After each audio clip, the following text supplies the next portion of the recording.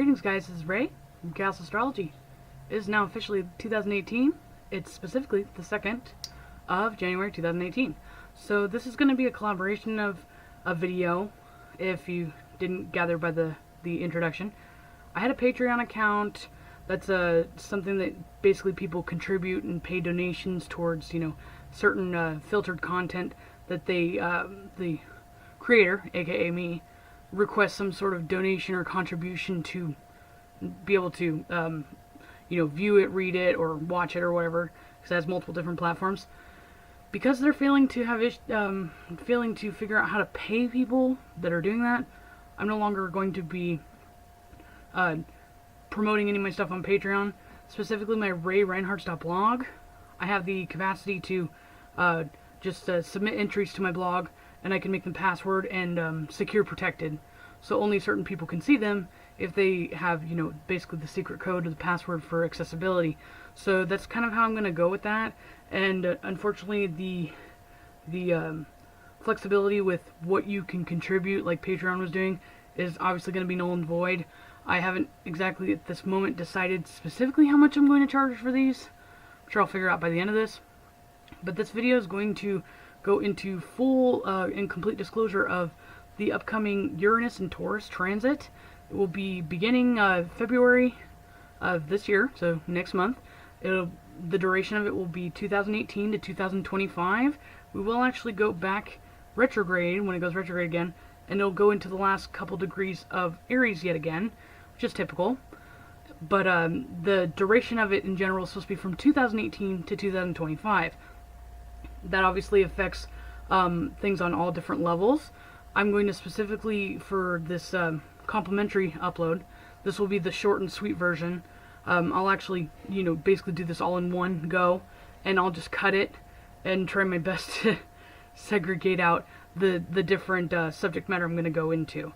So, as people know, I'm a diagnostic astrologer, so I focalize on a lot of medical astrology, or specifically with psychology and medical health in general.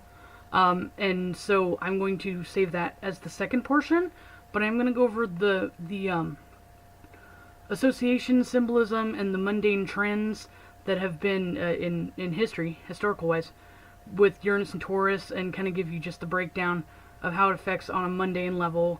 And I should just to pull out all the shots, I'll pull up the USA's chart, specifically diagnose the generalization for the United States. Sorry, I'm not picking favorites or anything like that, and I know there's other countries, and I have other viewers from different, republics, countries, territories, but specifically, I focus a lot on the USA, because that's where I live here, and there is quite a bunch of epic stuff going on around here. Not saying that any other part of the world is free of that at this point in time, but a lot of that's actually ongoing from things that have been transpiring. But anyway, so I'm going to go ahead and break down and get into that. Let me go grab my notes.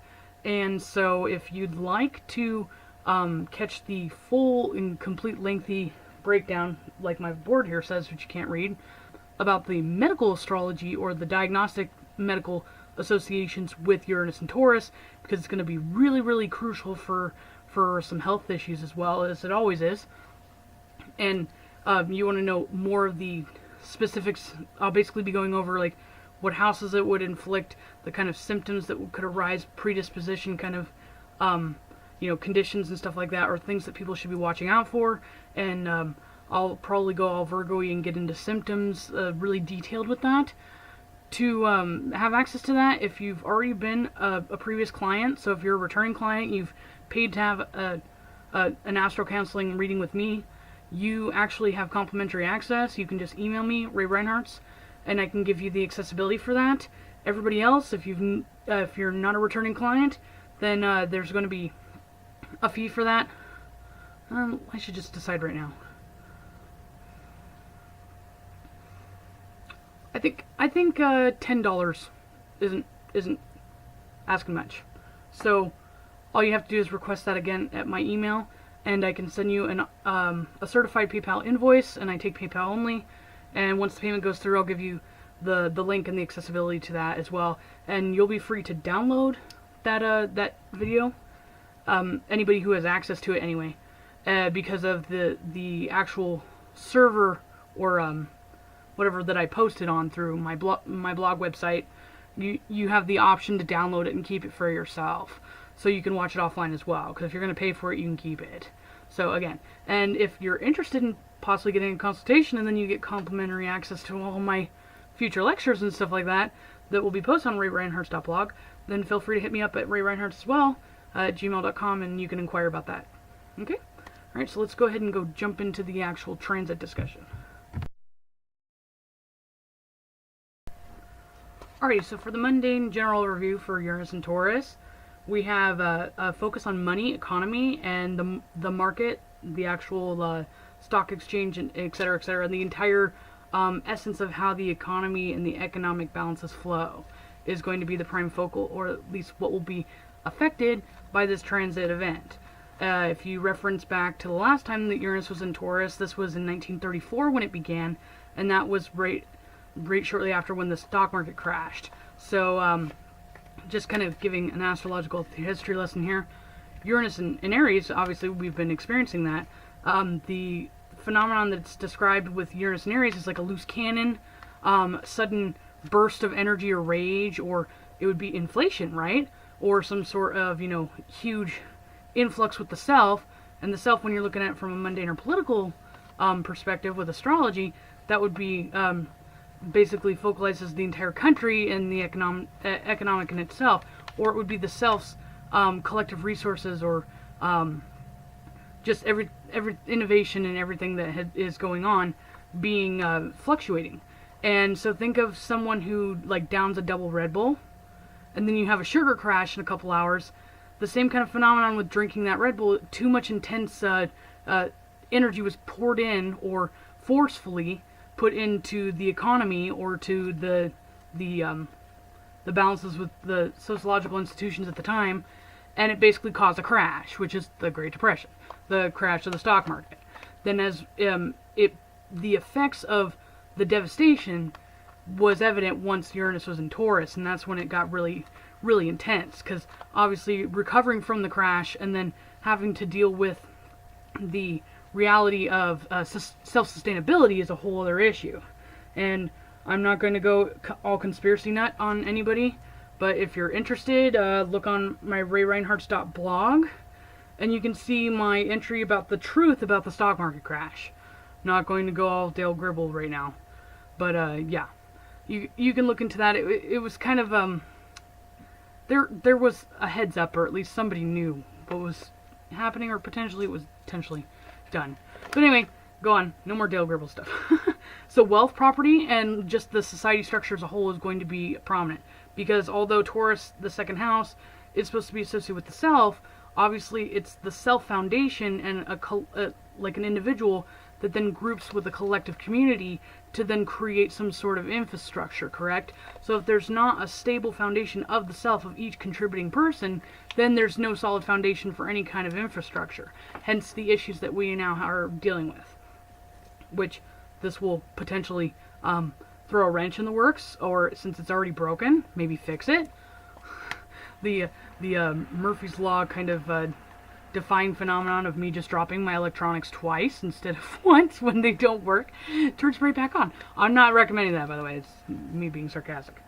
But anyway, so there will be potential unexpected opportunities, so positive surprises, and depending again on the aspect dynamic and the energy pattern in an individual's chart, or when we're looking at maybe like an organization or a country, would depend how Uranus kind of actually is integrated into the signatures, would depend if that's going to be a good surprise or not. Because again, remember, there is no black and white associations with aspects and planet transit influences. It depends on the dynamic flow and the nature of the chart or the person or whoever being influenced by the transit. So that's why individual consultations are always the number one recommended thing and top priority for you get. Because taking generalizations, just like horoscopes out of Cosmo, it doesn't fucking work for everybody.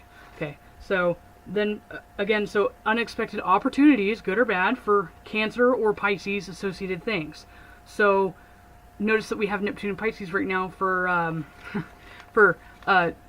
a transit thing going on, which is going to be something that's going to continue to have a duration, while Taurus is the sign for Uranus. So a lot of the generational planet transits that are going on right now are going to play into a lot of the things going on. So Neptune in general is supposed to be the collective or the economy. So unexpected opportunities or potentially great surprises. What that will actually transpire for the United States collectively, all the citizens and everything, is going to be that they're going to be shocked that they're actually going to get more money on their paychecks starting in February, which is when Uranus goes into Taurus. So everybody's going to be in shock, and it sounds like it would be a great thing, but the cognitive dissonance and the like psychotic neurotic shit fit that people are going to have about looking at their check and going, how come I have this? Who did this? And when they actually start Googling every 5 seconds and it becomes something that's like you put one word in and it spells out the whole sentence. It says, how did I get more money? And people go, Trump, they're probably going to have a heart attack. I don't say that. I know that sounds like a joke, but I might have just actually, heart attack thing could possibly happen, by the way. So, just FYI. So Taurus, projects and resources of the self, again. So it's all about the foundation and solidifying a foundation. Innovations associated with Uranus, as well as dreams, goals, and ideas. So anybody who wants to patent something, is working on some sort of gadget or apps, or even things like minds.com, a different kind of social media structure that's not being completely rated with algorithms and being censored, will likely be something that will boom them as well. And so the key factors to keep in mind as well, we have to take the other generational aspects or the transits going on into consideration. Pluto being in Capricorn is obviously going to be there for quite some time, and will have substantial implications with the aspects it has with Uranus and Taurus throughout the time frame that they're both aspecting each other. I'll go over at a later date as it gets closer to the time frames when those aspects will be going on. Those will be more of a transit talk, breakdown in the time frame when it's appropriate. I'm not going to do a huge thing just on transit things that are way in the future that you're not going to really recall, because I don't even recall them, and I kind of project that expectancy on other people as well. So, innovation, wars, bloodshed, conflicts inspired by the claim of money, property, land, or credibility, copyright, those sorts of things. And so, Pluto in Capricorn, when it's aspecting Uranus and Taurus, plutocracy is associated with Pluto, and the government, so essentially the corporatism, elitism, or 1%ers are associated with Pluto and Capricorn. And there's been a lot of really traumatic aspects, including the Uranus-Pluto square, which is an infamous thing most people have heard of, that had 7 alignments since 2009 up to 2015. Those kind of ramifications will still transpire with us going into Uranus and Taurus. Again, my example with the stock market crash, and then the very severe, horrific effects of that crash will then be felt and become, the collective will become aware of them when Uranus is in Taurus. So once the shock wears off, we're going to see the real damage. And that's actually not going to be so bad when we're talking about the United States chart. On a global or generalization thing, the whole issues going on in Europe right now, and even I know the Middle East is kind of, notorious for continually having these issues, but the instability that's going on pretty much everywhere. I mean, I know that the United States is having its own fair share in a certain way, but because we're actually a high-functioning kind of dysfunctional country to begin with, because it was, based on principles of great ideas, and way before in a culture that has no kind of connection or realistic parameters with what's going on now. So that's why it's a clusterfuck. For everything else that's been kind of working in other countries or, organizations, demographics like the EU or United Nations, it's turned into a shitstorm, and it's gonna collapse really quick for them. And luckily for us, if the governments that be, or the powers that be, aka the regulations and all the state infiltration collapses, it actually be beneficial for us. And since culturally, or at least when we're looking at from a civil sort of thing, from the Constitution, we were founded, and essentially the entire infrastructure was kind of framed around the concept of us being a bunch of crazed anarchist kind of people that just do our own thing, and the law only steps in when it really gets nasty. So we should at least do a little bit better than Europe, obviously. I'm trying to pick on my Europe friends or anything, European friends, but yeah. Anyway, so we look into, so a sudden collapse would be associated with Uranus and Taurus, with plutocracy in the government and the one percenters. Them losing their power, their high influential with finances. Yeah, that's going to end now. If you haven't noticed too, since Trump became president, one of my friends that I did a reading for right before this all transpired, he was really apprehensive about Trump winning and how that was going to affect things. And he kept asking me, like, are you into financial astrology? And just a disclaimer, I can predict things like that. I understand the schematics, but I do not, promote myself as a financial astrologer. And so, sorry, everybody who does stock market stuff, or even occasionally those stock tweet profiles on Twitter that try to sit there and say, can you tell us how the stocks are going to do? I don't really focus on that. Primarily, my gift is to focus on what is apocalyptic, catastrophic, and so if I'm ever talking about the economy, then you should be scared. If you have stocks. The only time I've accurately predicted anything about the stocks, which is why I got that attention on Twitter, was that there was going to be a huge dip in the stocks, and it ended up being the most significant drop in the Nasdaq or something like that since 2008, and that was like a year or two ago. So you don't want me to talk about financial stuff. If I start talking about financial stuff, that means that the entire economy is going to collapse. But I will go into another bubble that we're going to have to face with Uranus and Taurus, and I'll get to that. So I had to interject when I was doing editing. I kind of meandered off my point. The stocks have been substantially rising since Trump was in office. A lot of people obviously are aware of his history with the stock market and money and business. So fascinatingly enough, too, I was listening back to that and realized that I meandered. The significant, stock, fall that I predicted was actually back towards the end of Obama's presidency, which were synchronistically overdue for another Great Depression or whatever. And ideally enough, my friend actually contacted me and he says, this is unbelievable. Trump has been a president for he's been elected president for less than 3 or 4 weeks, and the stocks are just rising. And then when it hit January and he was actually in office in full swing, they just continued to do great and awesome, which is totally the 180 opposite of what it was the year prior with Obama. And that's like Dale Gribble level. That goes into my truth about the stock market crash and the Great Depression that you can still access on raereinhartz.blog, by the way. But yeah, I just want to reference that for whatever reason he was concerned about the stock market fluctuations or stability, and ironically enough, the stocks have just continued to grow, even to the point where it couldn't be explained that Trump had done any legislation or put anything forward to actually increase the economy. It just instantaneously, like magic, started to get better. So you think he's got connections and influence on the free market spectrum, on the New York Stock Exchange side or the business side, but he just couldn't control the cahoots and the interweaving of the government subsidies or the government lobbyists kind of donors and the corporations. And all of a sudden his leeway with the free market and then collaborated with the leeway of the government, which actually makes me kind of think of how now I'm trying to enable people. How Hitler, was basically chancellor and then became president also, and he fused them together.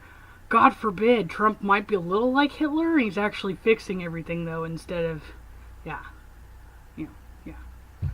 time back. So Neptune and Pisces, when it aspects to Uranus and Taurus, it'll be basically lazy, lethargic, not prepping.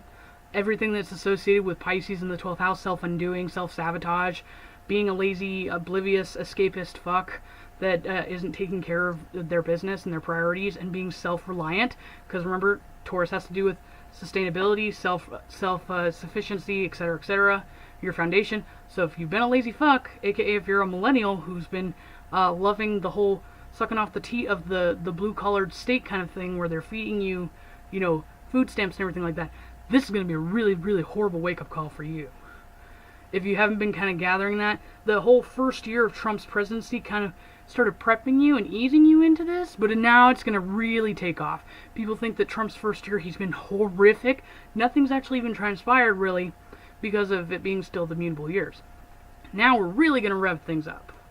But specifically, we're going to be having more self-sabotaging, and there will likely be a self-crisis of an individual nature, specifically dealing with the resources, your wealth, or basically not having the funds, your property getting taken away from you, people not being able to keep up on rent prices, inflation, etc., etc.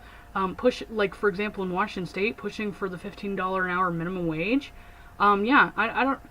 I think it's really funny the people that are promoting for that are like, wait, especially in Seattle, because they already implemented the $15 minimum wage hike in certain like little sections of the zip code, and they noticed that there were instantly like 1 out of every 5 businesses that were not some sort of national chain are the only one left on the block in like the metropolitan Seattle area, because they just couldn't keep up. And unfortunately, Seattle is known for its like hipsterish kind of unique vibe, where they have all these small businesses that are supposed to be, you know, that's the whole vintage thing, or you know, it's offbeat. It's not something that's, you know, out of the store box kind of thing. And so half of downtown Seattle now are empty buildings because of the $15 an hour minimum wage hike. If people don't want to accept working for the wage that they're offered, go find another job somewhere else. There are actually plenty of people, and I don't like to, you know, say this to encourage anything, but plenty of illegal immigrants where some of those businesses didn't necessarily do thorough background checks or check to see if they're legit and just paid them under the table, who would gladly still work for $7 an hour because a job's a job. So you're just screwing over your opportunity to have more places to shop, some of the favorite places you like to go, just so you don't, you know, put the initiative through. And I'm sorry I'm seeming really, really like dogmatic, and I'm lecturing you, but I'm feeling the whole Saturn and Capricorn vibe sort of thing. If you would have put the time in to go to some sort of vocational school, apprenticeship, some actual college, you know, certification that actually is a job, then you can start off on something that's a little higher than the wage that they give you. And also, those jobs are usually meant, and I can even say this for myself because I have a horrible history record when it comes to like my job history. I mean, I can't stand retail, and you can imagine my personality in retail that didn't last very long, and that explains that. I either couldn't keep the cute face on for very long, or I just actually made bloodshed and wars with my coworkers or customers, if you could imagine. So, and I don't have a great rap sheet when you look at my resume, right? So naturally, when I go in, and if I were to get a job, I go, yeah, I'm lucky if I get the wage that's minimum. So if you actually stay at a corporation for a lengthy period of time, which I couldn't even fathom that when I've asked some coworkers I've had in the past, where they get a wage increase almost every year of some kind. So if you actually show that you're dedicated and you have been, you know, a part of the establishment for a certain amount of time, it's called rewards, and that's when you get a raise. So the fact that most of my generation, the millennial generation, keeps bitching about how they're sick of minimum wage makes me think that they do have actually get off your ass and work kind of problem, which this will be a huge, huge nightmare for everybody like that. And yeah, they basically go from job to job because they don't like it or whatever else. I mean, even Boo has had some friends that his father was basically he contributed to a lot of the innovations with the computers in the 80s. So he was born with a silver spoon in his mouth. He's actually a Taurus. That's really funny to use as an example. And I remember. Let me explain the story. Basically, those of you who know who Valve is, this guy got an opportunity to go work with Valve, and because he was unrealistic and too demanding and they expected everything from the get-go without earning it, they shut him down. What did they basically say? He asked for like a certain wage? He was just asking for so much just out the door. Just all that kind of shit. And how old is he? He's about my age. A little younger. So like a 20 or 21-year-old who has a father that worked for IBM. That wasn't IBM, it was some other thing. Something of that equivalent. He was responsible for the Amiga, for those who Yeah, what is Valve?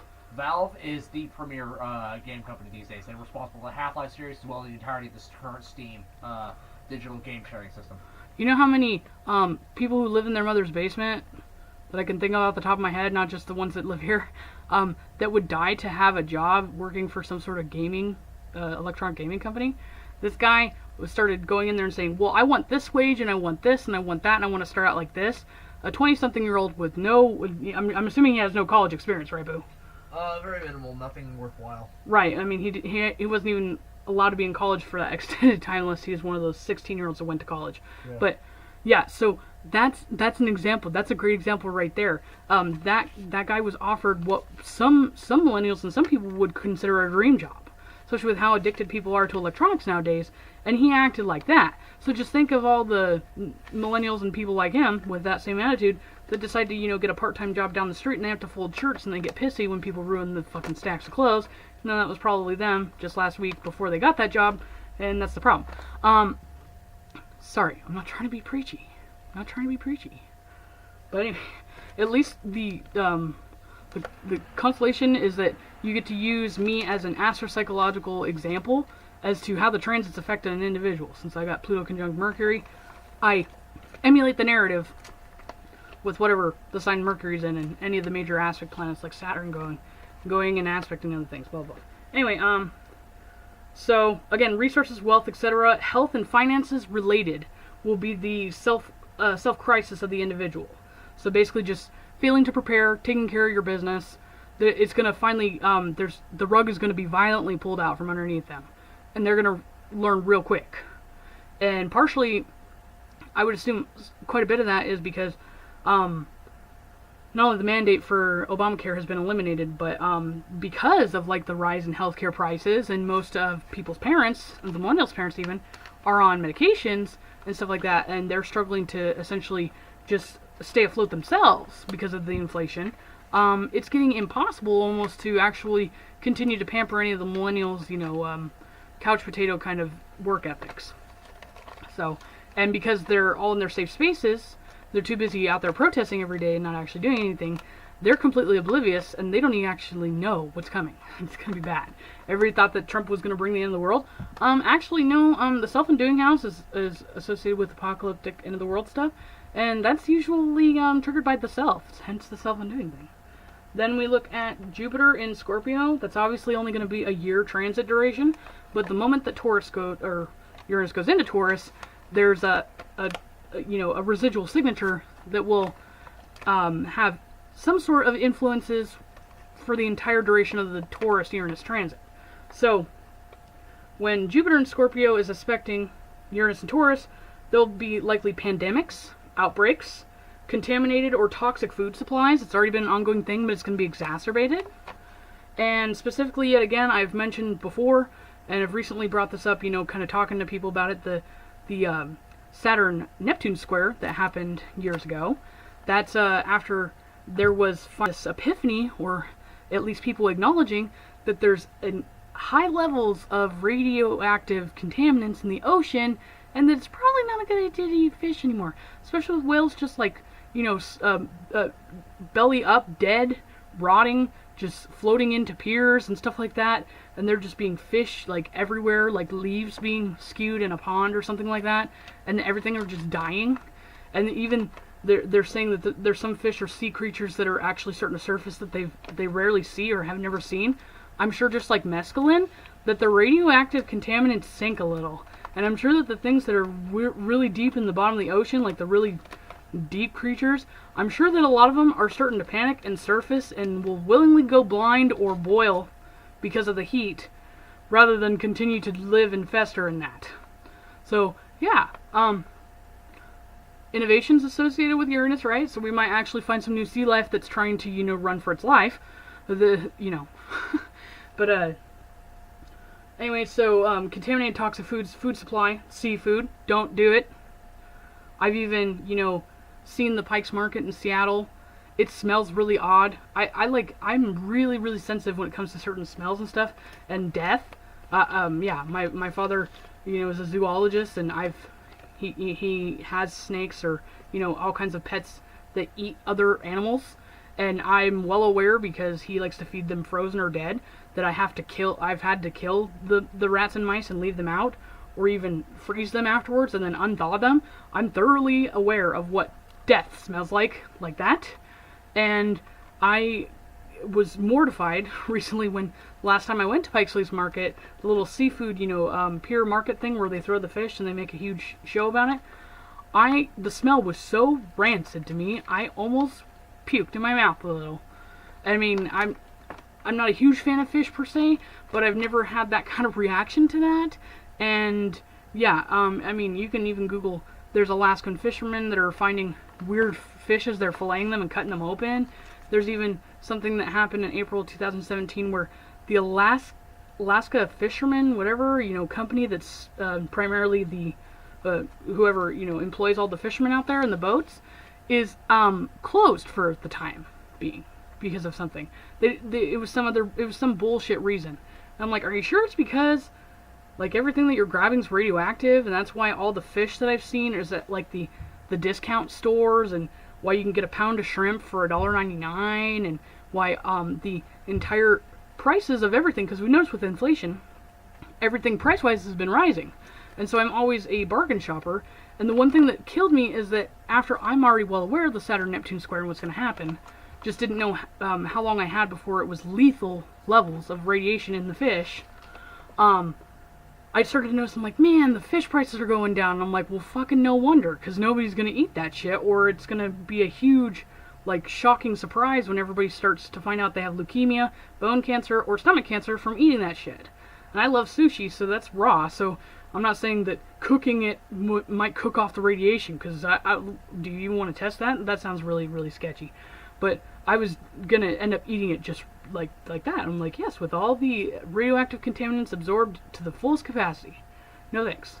So I've just been like, dang, and I'm like, the freaking market. I mean, I know that I have a Dale Gribble mentality sometimes, so I'm just like, you motherfuckers, don't even publicize, warn people, FDA even approval, or, anything like that, about why the price in fish and everything is going down, but everything else continues to go up. Open your eyes, people, for real. There's still people today arguing with me that this isn't a thing. So, take as you will. When you get bone cancer, you can deal with it. And speaking of bone cancer, since Pluto's still in Capricorn and associated with disease and cancer and tumors, and Saturn's associated with bones and bone structure, and we now have Saturn in Capricorn, which just amplifies that more. And then we have Black Moon Lilith in Capricorn as well, and other, enabling kind of aspects to that.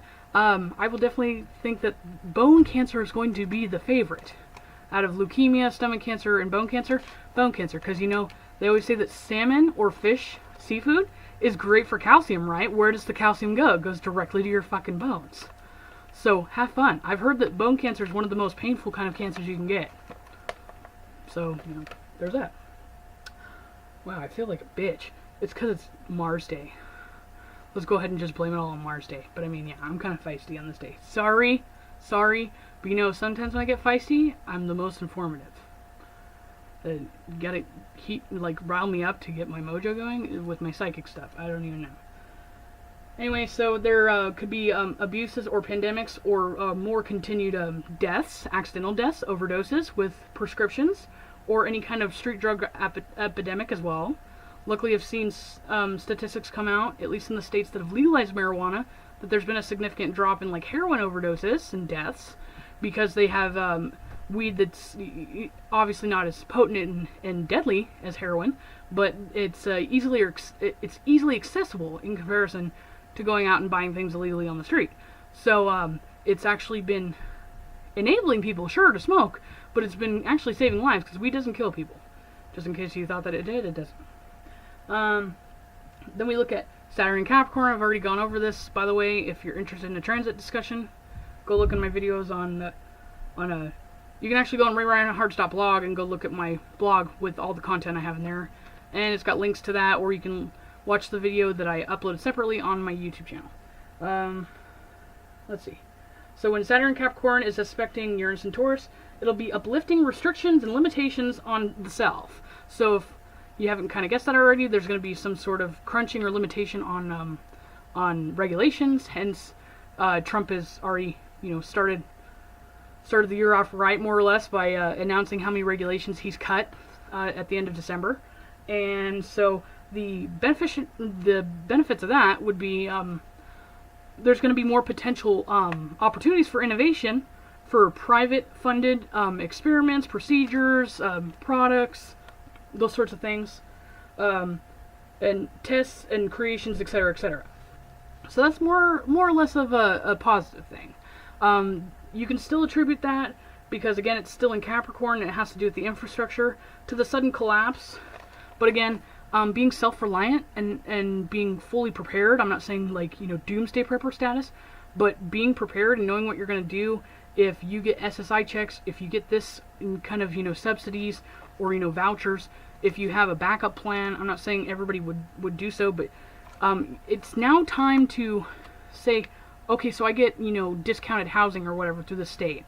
If I were to potentially lose that, what would I do, and what should I... I'm not saying, like, go through the full, like, execution plan of, like, plotting your plan B, but if you were going to go, I have a 2-bedroom apartment, I get it subsidized because I'm on, welfare vouchers, but I could potentially, maybe put a second bed in this room, or, I could actually spare that space, and maybe I can sublet on Craigslist or something like that, and get a roommate to pay for that side. So I'm not, that's just kind of an example. You should keep this in mind, because even if it doesn't suddenly happen this year, yeah, this is going to go on for about 7 to 9 years for this Uranus and Taurus transit. And because Pluto takes so long to go through a sign, this is going to be an ongoing thing that could happen at any point in time. And the notorious thing with Uranus is unpredictable, unexpected, sudden shit hitting the fan. So it literally can happen at any time. And Taurus, being the whole stable structure of everything, that's very terrifying when you're talking about that. And going into that, also, earthquakes or collapsing of structures that are not earthquake safe, potentially could be an issue as well. Yeah. But, by the way, that's random blurted out thing not from my notes, so that's probably one of those psychic things, I'm sure. But anyway, so the rest of my notes actually goes into more of the medical side of that. So I have a couple of actual event books that I'm going to reference, just to give you some academic, historical examples of some of the things that happen when Uranus and Taurus. Alright, so whoever's interested, what books I'm referencing, the Science Encyclopedia, and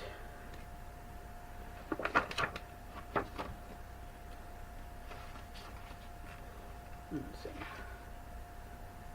copyright 1998, and Helicon Publishing. Alright, so just have a couple tabs in here. I could have been a bit more thorough with it, but I found kind of as much as I feel is necessary. So, the chronological innovation with medicine in 1932, so 1934 is when Uranus and Taurus happened. Obviously, with it being a generational signature, as I've reiterated with the Uranus-Pluto square influences, this is obviously a little bit before, but because of the precession of the equinoxes, actually, anything within a year or so, give or take, after, or before, I mean, and at least a decade afterward, would be potentially influenced by the Uranus and Taurus transit. So, Gerard Domek discovers the first antibacterial drug, protozol. And then 1937, electrocompulsive therapy was developed. Shocking people. So, I'm not saying that exactly similar mirroring kind of innovative breakthroughs would happen now, but just think of a modern day context, things that people are really striving to find some sort of remedy or cure for, or some sort of huge pandemic or epidemic sort of thing that's now unfolding or going on that would likely need to be addressed. And because of the Pluto and Capricorn thing, the plutocracy and abusing, and monopolizing the markets and stuff, a lot of this will tie into prescription drugs. So, 1940, lithium treatment for manic depression.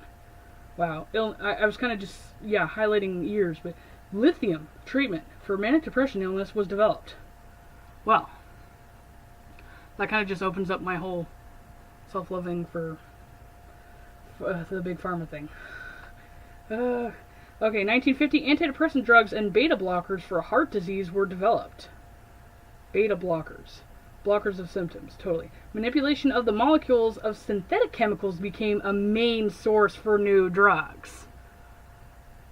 Awesome. That's half of why everybody has cancer, by the way. I mean, we haven't always been able to get it through fish and sushi, but yeah. Definitely dealing with the huge repercussions of that, because usually when a transit, goes full circle and comes back around, you get to deal with the aftermath or the big shit fuck that happens because of what they thought was so great the last time. Yeah. And thanks to Jupiter and Virgo just a couple years ago, 2014, people were starting to get more back into homeopathic and herbal and natural things.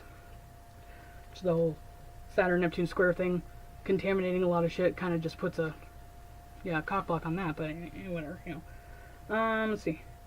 Peter Medwar studied the body's tolerance to transplanted organs and skin grafts. Ooh, boo! What? So, the Peter Medwar studied the body's tolerance to transplanted organs and skin grafts. So there's a probability that we're going to be potentially making some breakthroughs with organs. I know, since diabetes is going to be a focal. 1950, proof of a link between cigarette smoking and lung cancer was established. So wouldn't it be great if it's actually a private innovation that comes out that's a privately funded thing to thoroughly prove and document and publicize everywhere that all of the synthetic chemicals and the pharmaceutical drugs are actually what causes cancer? Wouldn't that be funny? I need to talk to my new friend about that. There are other subtleties at play for that too, but I'll let you put. Yeah. 1953, obviously this is beyond the Taurus Uranus transit, but again, at least give or take a decade at least afterwards is going to have a significant influence on some of the trends.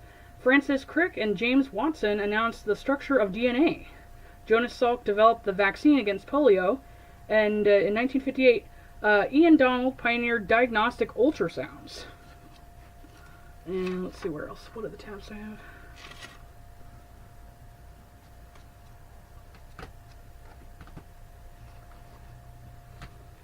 Polio Wolfgang, he was born in 1900 and died in 1958. Austrian-born Swiss physicist, originated with the exclusion principle. In a given system of two pheromones, electrons, protons, neurons, and other elementary particles, and half integral spin. I think the ethers were talking about this when we were reading this a couple months ago. Stupid. Can be characterized in the same set of quantum numbers. He also predicted the existence of neutrinos? Neutrinos. Okay. He won the Nobel Peace Prize for Physics in 1945. So that's just an example of an actual person that was making some breakthrough innovations during that Uranus and Taurus time. Let's see. Okay. In 1938, the aircraft detection coastal chain radar sets installed by September of 1938. So, obviously some more breakthroughs with radio transmission. I would assume that has maybe satellites. And there has been some sort of things I've seen with breakthroughs with non-invasive surgery. There might be some sort of extension with that sort of procedures becoming more mainstream. And then for trains, I was kind of just skimming through this and I thought of the Seattle speed train the other day, or a week or two ago, that crashed. It says the British steam locomotive Mallard set a steam rail speed record of 203 miles per hour. Swiss Federal Railways introduced a gas turbine locomotive, and I would read on, but it goes into like the 60s, so that's kind of like out of my spectrum of what I was trying to focus on. But it goes into there being more safety. I guess bells and whistles for trains, so they don't do what just happened. Which is funny that the Safety Commission Board, as well as I guess the mayor for whatever town, Tacoma, I believe, that it was going to be stationed. Yeah, DuPont. That was going to be stationed at, actually spoke out against that speed train being put in, and saying that it would prefer to have more research done or more potential safety bells and whistles put on it to avoid any kind of, disastrous things. And what do you know? The first day. Right. And then I have 100 events that changed our world from lifetime life. I know all these are filtered, take it with a grain of salt, but I'm just trying to focus and give you an idea of the general themes. So, for people who aren't up to speed, well aware about the correlations between wars with Uranus and Aries and Uranus and Taurus, and historical events, that's going to be a theme again. Baba Vanga predicted that the Great Muslim War will happen in 2016, and that was going to be essentially the beginning of the end for the Great Muslim War. So the Great Muslim War, I've already kind of speculated, and intuitively I say that that's going to actually be what would be World War III. She just specifically saw it as the Great Muslim War because essentially they're going to be the ones inspiring it. But fascinatingly enough, the word Hitler or Nazi has been thrown around quite a bit, and on an astropsychological level, or astrosociological level, sorry, that's pretty appropriate, I guess. Because in 1933, Hitler comes to power, Austrian-born veteran of the war, conspired in 1923 with his famous general to overthrow the government. Kind of sounds like what everybody's getting pissed off about Trump and stuff. Just saying. Hitler lost out on the presidential election in 1932, but the next year was appointed chancellor. When the president died in 1934, Hitler fused both titles into one. Yep, there's that. So consolidation of the executive branch and the Congress and stuff. Everybody bitches about the Electoral College and how they're separate and how they keep fighting over stuff. How about we go ahead and just fuse those into one and let one of them decide everything? Look how quick everything will go to shit, even more than it has been if that were to transpire. To be fair, Germany actually prospered quite a bit until war started. Yeah, now we'll get into that. So 1939, Germany invades Poland. There's actual timestamp on that, which is cool. September 1st at 4:45 a.m., 1939, German forces unleashed savage blitzkrieg in Poland. There's the actual photo and the time that was taken. After many days of violent bombardment, the Warsaw radio ceased to play the Polish national anthem, and Hitler entered the ruins of the city. German troops parading through Warsaw on October 1st, 1939, exactly 1 month to the day after World War II began. So, yeah, the whole no borders thing. Obviously, Poland learned their lesson last time. Hence why they're one of the only countries left that actually put a fucking border up and is enforcing it. Yeah, I guess they kind of picked up on that whole sociological trend, right? So we should put that wall up, and as a matter of fact, I don't care if Canada has their own wall or not, we should put a second wall. Just like I've done with neighbors before. They have their own fence, but then they start hanging stuff over the fence, they start trying to push their fence towards my property. I put my own damn fence on the other side. Yeah. Put up a fucking wall on both ends at this point. Because Canada is just as much of a problem at this point as Mexico. In fact, I actually don't even have a problem with the Mexicans per se. I just want them to legitimately be, acknowledged with documentation, and I want them to pay into taxes, and yeah. And yeah, I know it's a big stretch, but if you could say a couple of licked words of English too, just to make it easier to talk to me, that would be fantastic. But I will just easily take somebody just going the right proper channels and becoming a citizen and paying into taxes. I mean, that's all I ask for. But anyway, 1941, Pearl Harbor, December 7th at 7:55 a.m. The attack was sudden and without warning. Uranus is notorious for that. And when it was over, 3,581 Americans were dead or wounded, 18 ships sunk and seriously damaged. And then 1942, this is, all the feminists out there are going to love this one, even though none of them watch my videos, because they would have been triggered 5 seconds into it, I'm sure. It's called 1942 Rosie on the Riverette. And so it's, the picture itself is taken in a steel mill in January 1942. Capricorn time, diligent work. In 5 months following Pearl Harbor, 750,000 women reported for duty at the plants across the nation, when there used to be actual manufacturing jobs like that. Hopefully we'll get back soon. So 1942 would have been almost at the end of Uranus and Taurus for this. It was. So ideally, I would hope that there's going to be substantial manufacturing jobs within the next decade or so. It would be nice, just with how fast-paced everything's being changed. Maybe we'll cut that time frame and it'll be the next 5 years or so, that would be great. Because then people wouldn't have to worry about the minimum wage hike because you'd get paid, you know, a decent salary. A salary. I don't think most people know what that word is. Salary. Yeah, not a wage, a salary for working these jobs.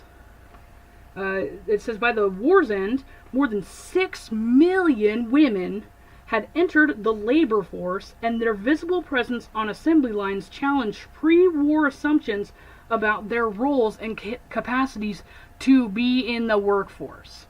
So in 1942, there were 750,000 women working man's jobs. I would love to have this argument openly, with this book in particular, with anybody who argues the wage gap or that women are, abused, poor, fragile things that need to be paid more for, I don't even know. They probably got paid more too because these are dangerous jobs, by the way. Welding is definitely kind of dangerous. I tried to do welding and, I gave up on that. Despite the fact that with the advent of peace, many were squeezed out of their jobs or elected to return to home. Women remained in the workforce in greater numbers than before, but numbers that will continue to grow. So, it was actually the cut down of manufacturing jobs technically they didn't have to say that they wanted to go back home if they could have been pressured to go back home. That's the whole, rights to work kind of thing and labor laws. Anyway, there's all my book references, and I'm going to take a time out, and then the second half I'm going to go into my 3 or 4 pages and my whiteboard of all the Diagnostic Medical Astrology Associations with Uranus and Taurus. Hang tight. Time back in. Wow. So I just was reviewing that because I meander sometimes. I want to make sure that I didn't meander off a point and fill in the gaps as I did.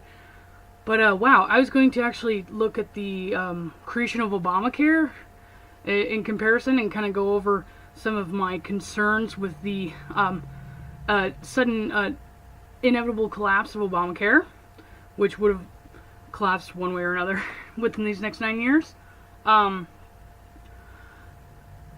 It's already 50 minutes long, and as a matter of fact, just because of how long this is going to take to render, I'm not even going to include the medical astrology one in this one. I did not actually expect my 2 pages of notes and a couple of book references to take this long. So, again, still, if you'd like to have access to the Uranus and Taurus medical astrology lecture, which will go into specifics like transits, and I'll be going over like natal to transit conjunctions and stuff like that, and particular medical astrological diagnosis stuff, then you're going to have to contact me at my email, raereinhartz.blog, and request that you'd like to purchase that.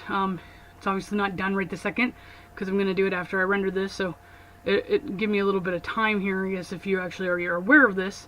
I'll make it official, I'll announce it on my Facebook, or my Twitter, if you actually follow that, and wherever else. I'll just spam it out everywhere and let people know that it's available and ready. And so if you are interested in a 2018 or a solar return chart horoscope consultation, whether it be a report or if you actually want to have an astrological consult with me, or if you're interested in some astrological medical diagnosis to see how this transit for Uranus and Taurus will affect you, feel free to contact me. And my email, I've already reiterated it multiple times already. So and have a good New Year, guys, and prepare yourselves, be self-sufficient, responsible. It's the Capricorn stuff, wanting me to lecture. And if you do everything the Saturnian way and do everything right, then you'll be rewarded, and it'll be a great opportunity for you, collectively. Because remember, Neptune being in Pisces, collectively we have an opportunity to grow and be successful now if we jump on top of everything. It is the cardinal years, therefore it's time to get started.